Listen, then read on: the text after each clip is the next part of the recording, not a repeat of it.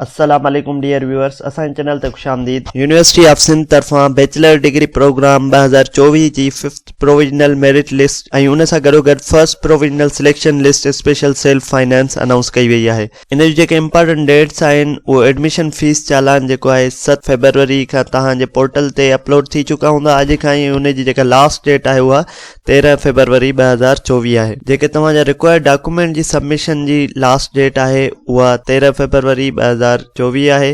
तो ही जेका 5th प्रोविजनल मेरिट लिस्ट ऐं उन सां गॾोगॾु फर्स्ट स्पेशल सेल्फ फाइनेंस जी लिस्ट अनाउंस कई वई आहे। लिस्ट चेक करण जे लाइ सेम तव्हां बैचलर मेरिट लिस्ट ते वेंदव ऐं उन खां पोइ provisional merit list department wise check करे सघो था। तव्हां पंहिंजो NIC वाइज चेक करे सघो था। डिपार्टमेंट वाइज जीअं तव्हां ईंदव हिते तव्हां पंहिंजी शिफ्ट सिलेक्ट कंदव। हिते तव्हां पंहिंजो कैंपस सिलेक्ट करे उन सां गॾोगॾु degree programme for suppose BBA आहे असां सिलेक्ट। हाणे हीअ ॾिसो हेठि तव्हां वटि अचे पियो 5th merit list first list of special self finance. तव्हां 5th अगर तव्हां स्पेशल सेल्फ फाइनेंस ते अप्लाई नाहे कयो त तव्हां 5th मेरिट लिस्ट में वञी पंहिंजो नालो चेक कंदा ऐं तव्हां स्पेशल सेल्फ फाइनेंस ते अप्लाई कयो आहे ऐं जंहिं डिपार्टमेंट लाइ अप्लाई कयो आहे त तव्हां उहो वञी चेक कंदा। हाणे हीअ ॾिसो था 5th मेरिट लिस्ट में मेरिट ते काफ़ी जेको आहे एडमिशन्स थियूं आहिनि। हुन सां गॾोगॾु असां स्पेशल सेल्फ फाइनेंस ॾिसूं त first special self for suppose pharmacy जी था ॾिसूं त फार्मेसी में केरु केरु थियो आहे। जिन्हनि स्पेशल सेल्फ फाइनेंस ते फार्मेसी में अप्लाई कयो त हीअ उन्हनि जा नाला उन्हनि जा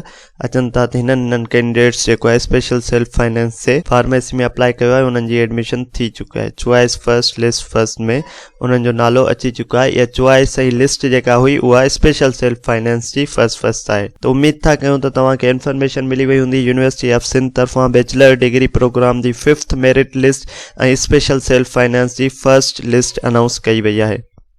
मज़ीद अहिड़नि इंफॉर्मेटिव वीडियोज़ जे लाइ असांजे चैनल खे लाइक कयो, सब्सक्राइब कयो त जीअं असांजी ईंदड़ हर नई वीडियो ते पहुची सघे। अल्लाह हाफ़िज़।